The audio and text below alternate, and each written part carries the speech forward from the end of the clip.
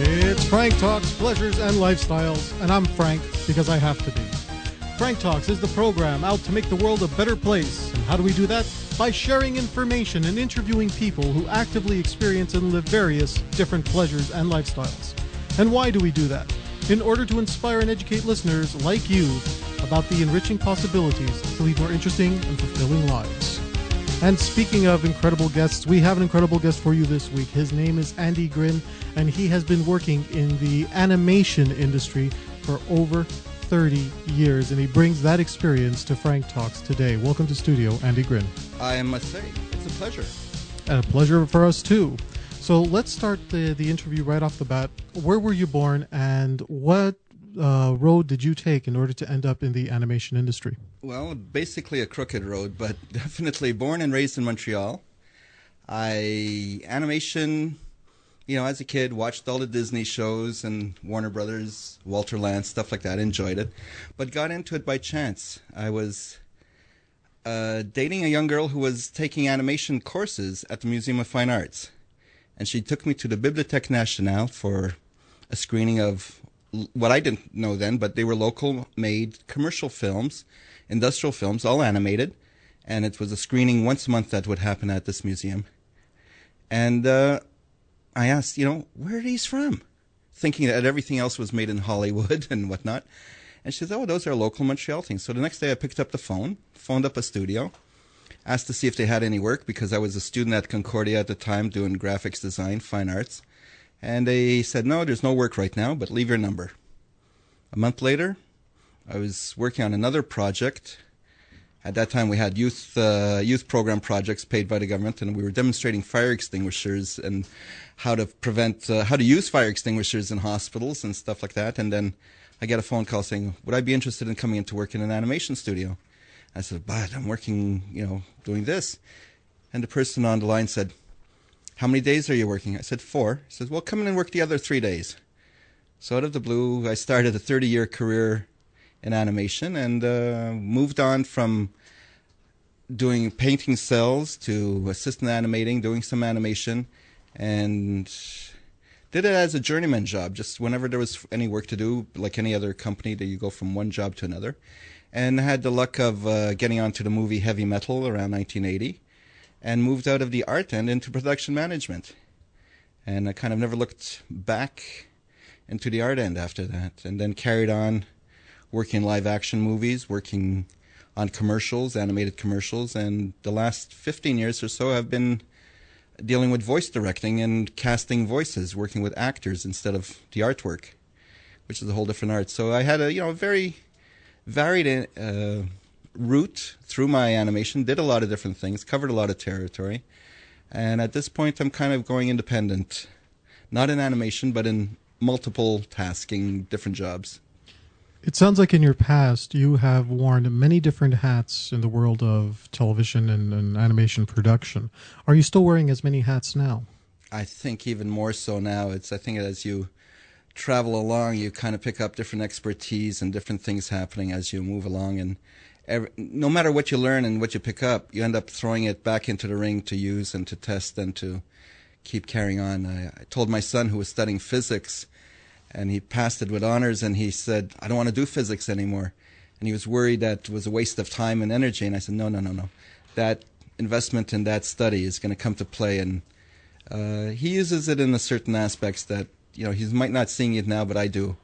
So it's the same thing. Anything that you pick up and work at, whether it's drawing, knowledge, anything, you do use it and apply it. It's all well worth it down the road. Let's talk about your 15 years in voice directing. Well, not so much voice directing, but casting. Starting off with casting. I didn't direct right off the bat. I was pulled in out of the blue. A phone call came to me and said somebody wanted to set up an animation studio, and this producer was taking care of voice directing. And because she knew my talent from working in production on Heavy Metal, she said, come in and replace me in the voice department. And I just said, but I've never been in a recording studio before. I lied. I had been once, but simply as an observer, but not as a working. And she said, that's okay. You know how to handle animators. They're no different than artists, performing artists and whatnot. So come and do it. And I'll tell you, my first day was not pleasurable. My first recording session, I was sweating bullets. I was drenched. I just didn't know whether we're going to finish on time. There was a deadline. I didn't want to go overtime. Didn't want to pay the extra. It's not coming out of my pocket, but it would look bad. We finished by the skin of our teeth that first session, and then I said, I can't live like that. And so I redesigned how we worked. I proposed it to the producer, and she said, no, you're going to miss stuff. You're going to make mistakes. What I did, I streamlined the work. The actors worked in groups of dialogue. Originally, they were always taking a script and starting with line 1 and going to line 300. And I'm thinking, this doesn't work in movies. We never shoot anything in sequence like that or that tight. Why do we have to do it with dialogue? It's no difference. And I did that, and a 4-hour session became a 3-hour session. And the only guy that was hurting at the end of that was the sound technician, because he lost an hour of salary from studio time. And the producers were happy, and I said, I realized at that point, design it to make it work for you, and you don't have to pick up somebody's old habits that somebody else has. So that started my days, and it was hairy, and funny as it seems now, my first job was to find sound-alikes, which meant the production I came on, they had a bit of trouble with a few of the actors, and they were, let's say, canned from the show, and I had to find people that sounded like them. Little did I know that this is sometimes quite difficult. And being a novice and being ignorant to the whole thing, I just charged in there, and within a couple of weeks I found people, and not realizing what it would take, but through coaching them and encouraging them and working with their voices and everything, I found that I could get people involved, get close to what we're looking for, and kind of even create voices out of people that they never knew that they had. And that kind of put me in the back burner, saying, yes, I could direct, I could create and whatnot with cartoon voices. In all of your years working with different people, I'm assuming now you must have worked with hundreds of different voice actors. Yeah. Oh, yeah. Definitely. I always look at my Rolodex, and there's anywhere between 600 to 800 names of actors that either want to be or have done it with me or something like that. I keep a list separate from close friends and family and businesses, and there's quite a lot of actors out there bidding for the small jobs that are out there. There's not that much room for them to move, but it's still a good industry to get into. On a day-to-day basis, what is your routine like?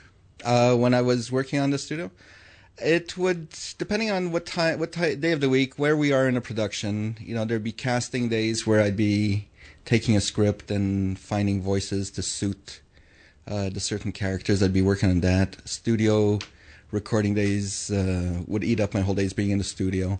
I like the fact that I wasn't tied down to a desk all the time. We do editing. I ended up doing color balancing for the Arthur series, so I was out at studios to do color balances on stuff. And when we were doing The Busy World of Richard Scarry, I was flying into Toronto every 2 weeks to do recordings in Toronto, which was, half of it was really pleasurable to get out, fly halfway across, and then come back the same day for supper. So it was unique traveling those miles just on a daily basis.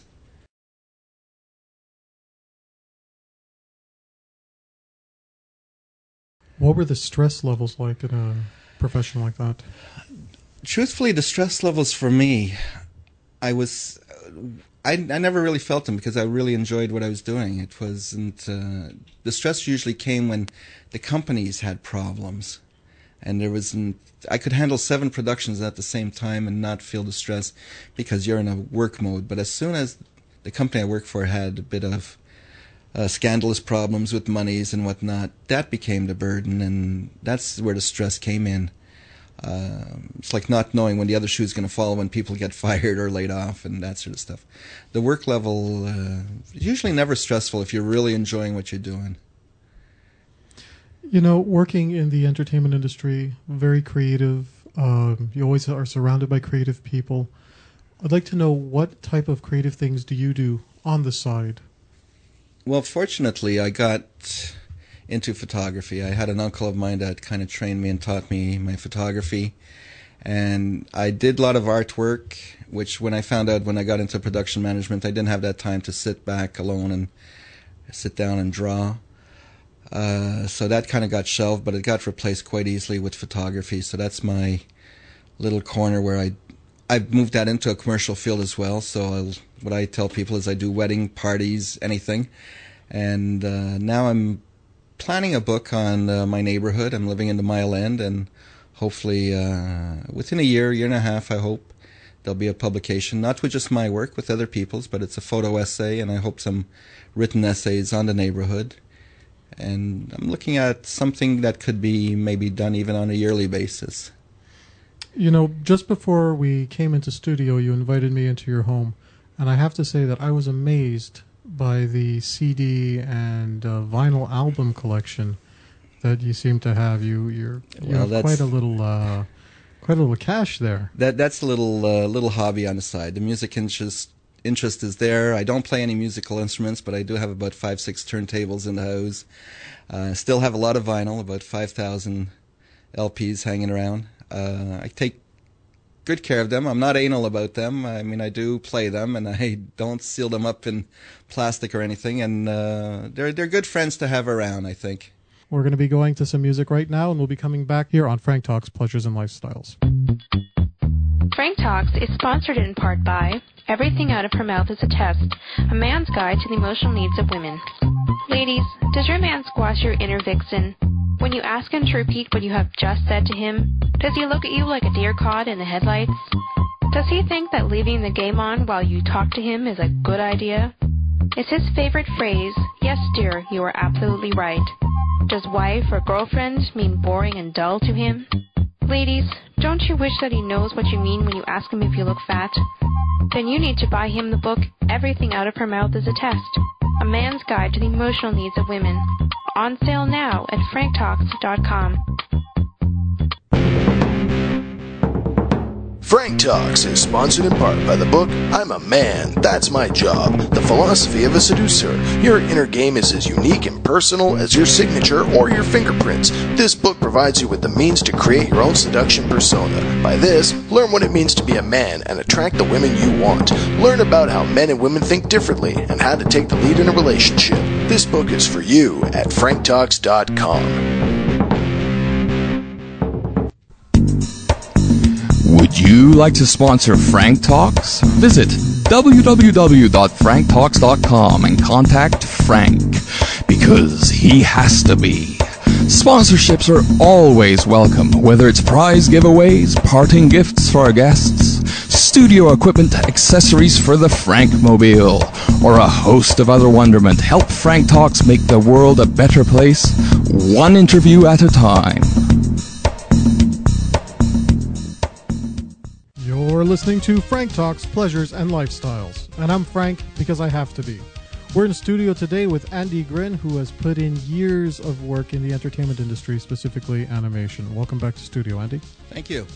All right, why don't we talk about now some of the people that you have met in your many years of the animation industry? Well, it's only recently, I think, that when the mega pictures started coming up, that even Disney started using big names for their... Well, no, he used them quite often way back when. But they're selling a lot of films now with animated voices that are celebrity stars. And unfortunately, locally, we develop our own stars, and we've created our own little niche of famous people, I would say, in the animation cartoon voice. Sadly, it's been a year since one of our favorites died tragically. That was Jackie Linetsky. She was the voice of Caillou. In fact, she was really the second voice of Caillou, if I'm not mistaken. She was one of the, I would say really, one of the celebrities we had to work with. She was really a lovely person, and that was again, like I said, a tragic ending that came about that. But the cartoon voices has brought out very unique and unusual people into the fold of people who I would say sometimes were class clowns. Really become great character cartoon voices. I met Ernie Coombs that way, one of the gentlemen you dealt with, and his close associate from his early days, Mr. Rogers. This was all through the Arthur series that we produced. Well, Ernie actually was on a different series that we created at Sinner. But that was Simon in the Land of Chalk. Simon in the chalk world and chalk drawings or whatever they were called.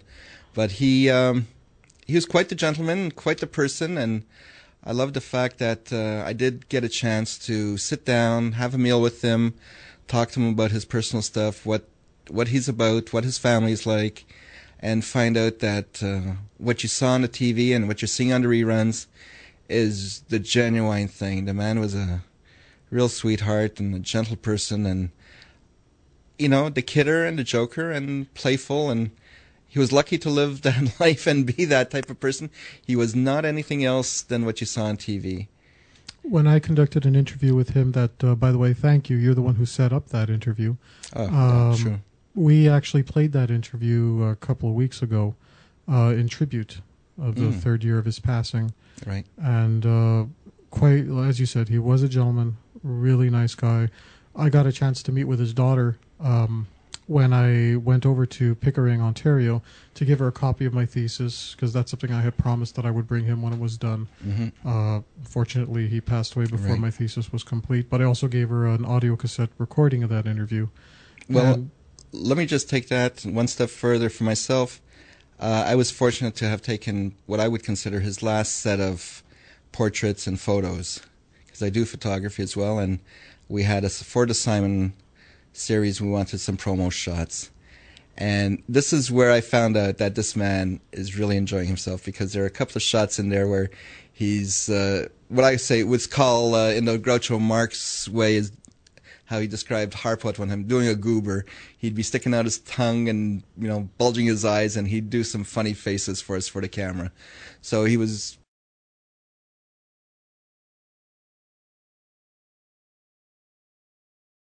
He enjoyed himself thoroughly, I think, and I think both you and I have been very lucky to have this man cross our paths and being able to spend some time with him.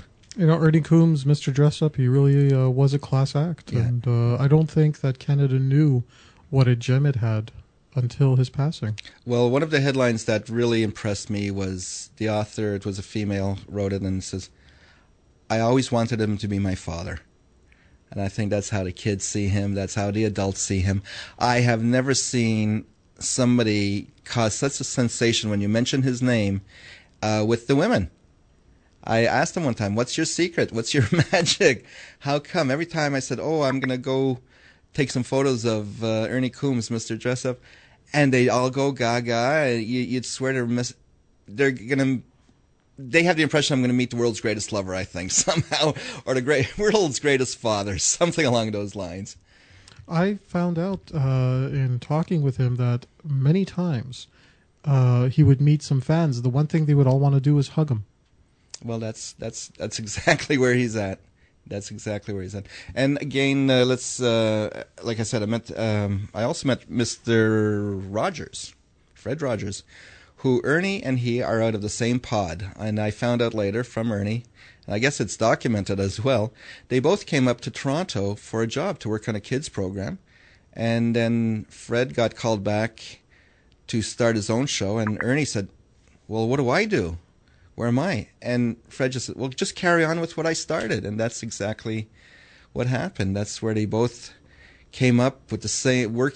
Ernie was Fred's assistant, and then they both split up, and they both did the same thing for the next 30 some odd years, which is amazing for two careers to parallel like that. And the fact that they were very good friends, did exactly the same type of work. Yeah. One stayed in the United States, which was Fred Rogers, yeah. And we had our Mr. Dressup up here in Canada.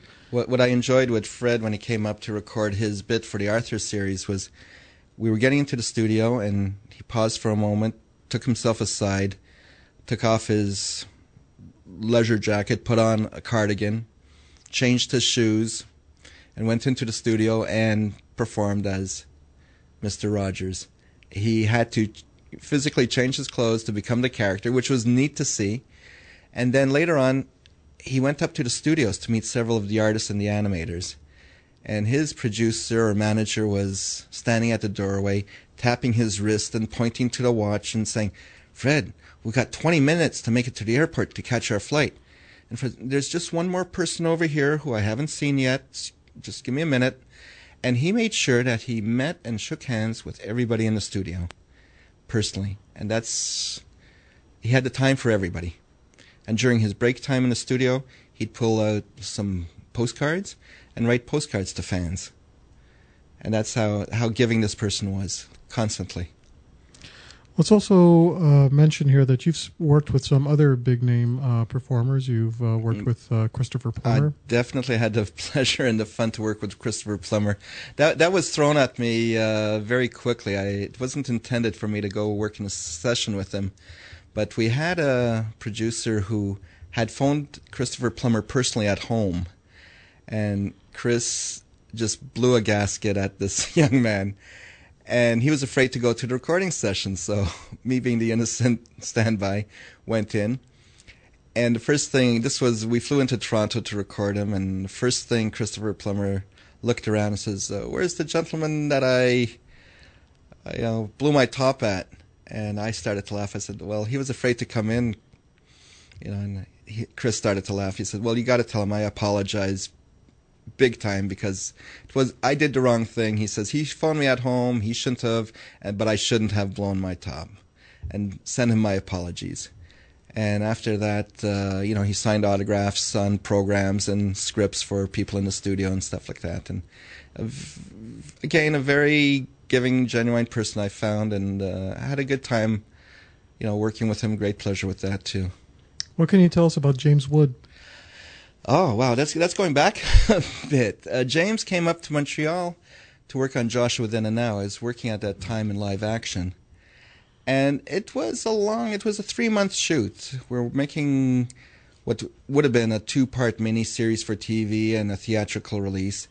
And James Woods was giving a hard time to a lot of the cast and crew at the time, of telling people to stay out of his eye line, and he was trying to focus and trying to stay in character and whatnot. And I found a lot of the production crew kind of like really putting him down, saying bad things.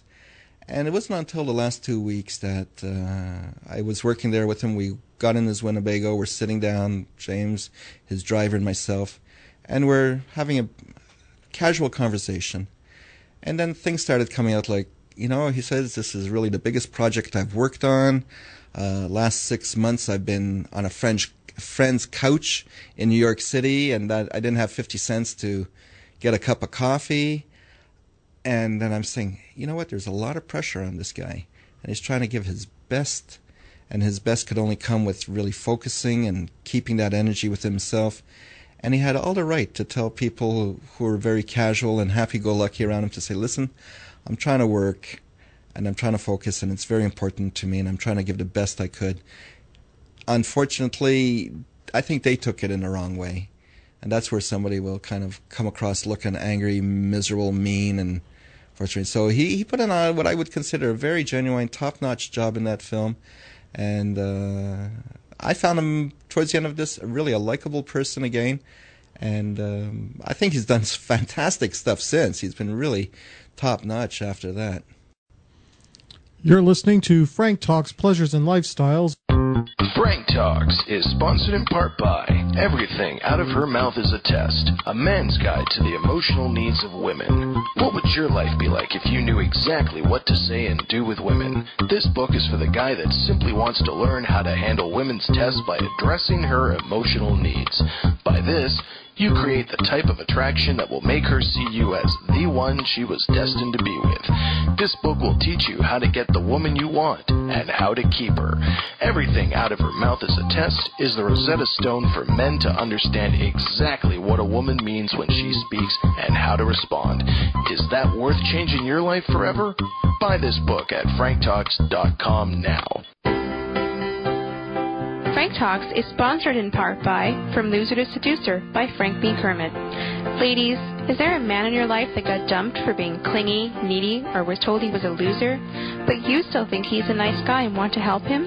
He could be a relative or even a friend, and you know he needs the help. Do you want to be the one to give him the gift that will change his life forever? How about the gift of a great biography? Buy him the book, From Loser to Seducer by Frank B. Kermit. It is the story of a nice guy who triumphs over his inner demons to find his own hidden power. Help the nice guy in your life discover his inner seducer to find his soulmate. Buy this book now at franktalks.com.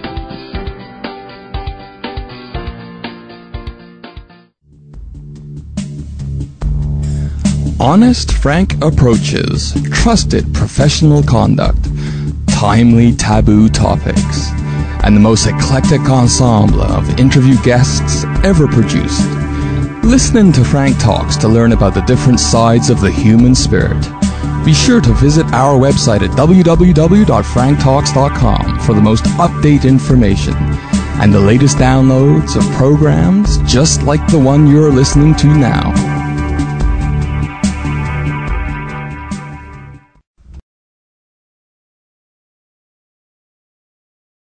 You're listening to Frank Talks, Pleasures and Lifestyles, and I'm Frank because I have to be. We're in studio with Andy Gryn. Andy, let's now talk about when somebody approaches you and says, Mr. Gryn, I want to get into animation voice work. Well, what do you tell them? First of all, it's usually a phone call, and I don't usually enjoy them calling me Mr. But aside from that, I want to know where they're coming from.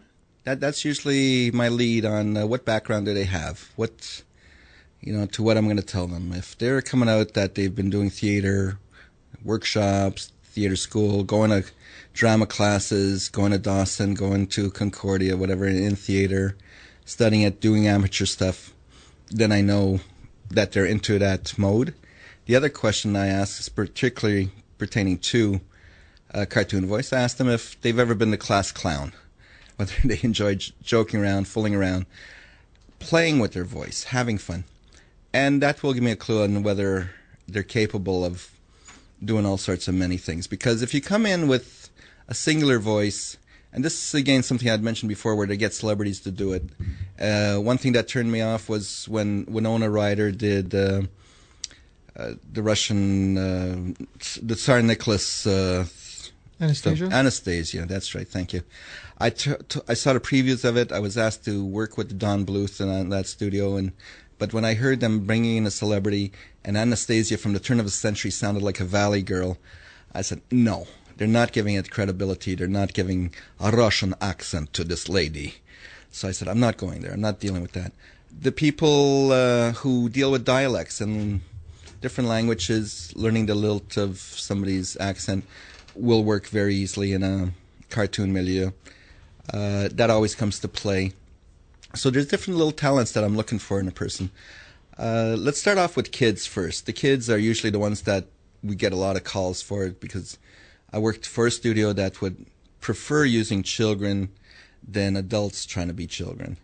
This is very dangerous because boys' voices changes. Girls will get a bit deeper, but we still could get away with that. So all the programs I worked on, after a year or two, the boys would disappear and we'd be replacing by younger kids, and the girls would stay on and on and on. So it's a short life for a young lad, but if they're good, they could parlay that into other acting and other programs, whether it be cartoons or live action. When their voices are changing, they're almost nowhere near any work. So the kids are a good opportunity. Anybody coming out of theater school, you need that theater background to know how to perform with your voice alone. You're not using your body or anything. You're usually locked in on the mic. Some people are very physical when they're doing it, but they still have to kind of not make any noises with their body, no slapping their body, no shifting around. They have to stay on a good axis with a microphone and practice that.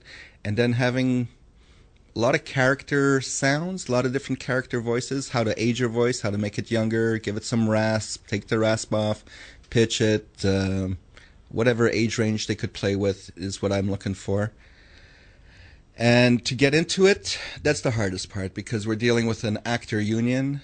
Actors are a big union for voice work and theater, not theater, but in movies and whatnot, TV. So breaking into that is the hard part because technically I would have to audition several people who are actor members before I could hire even a non-actor union who would be better than them if they were. So they have to, there's a tough competition just to get into the union in order to work. So you just can't walk off the streets and say, I want to do it. You have to really put your talent against it. So you have to really come in prepared with a lot of characters, a lot of voices. one voice, you're a one-trick pony, might sound nice, but everybody say, "Oh, that's so-and-so," and I recognize that voice from somewhere else, so that's what you got to stay away from. What is the craziest thing that somebody has ever done to try to get your attention so that they would get the job that you were offering? Well, all right. Now, oh no, you really made me smile because I won't mention the name, but he's working as a stand-up comedian, and he had everybody rolling in the aisles in the studio.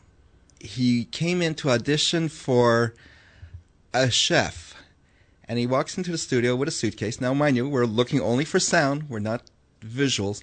But he puts on a chef hat and a little fake Italian mustache and an apron, and he starts doing his best Italian chef. But he's in costume. And I've never seen anybody do that before, coming in and dressing the part for a voice job. Because it's like Charlie McCarthy on the radio way back with Edgar Bergen. Edgar Bergen's lips always moved, but everybody thought he was one of the world's best ventriloquists because they heard him on radio. They never saw him on TV way back when. Did this particular stand-up comedian get the job? No, unfortunately not. No, it's he's a stand-up comedian, not a character cartoon voice actor. Another question for you. What are some of the sacrifices and obstacles in living the lifestyle you do in animation and the live-action production? I got two major things that you kind of have to think about. I was raising a family early in my career. My wife is a teacher still, and I stayed home the first year my first son was born.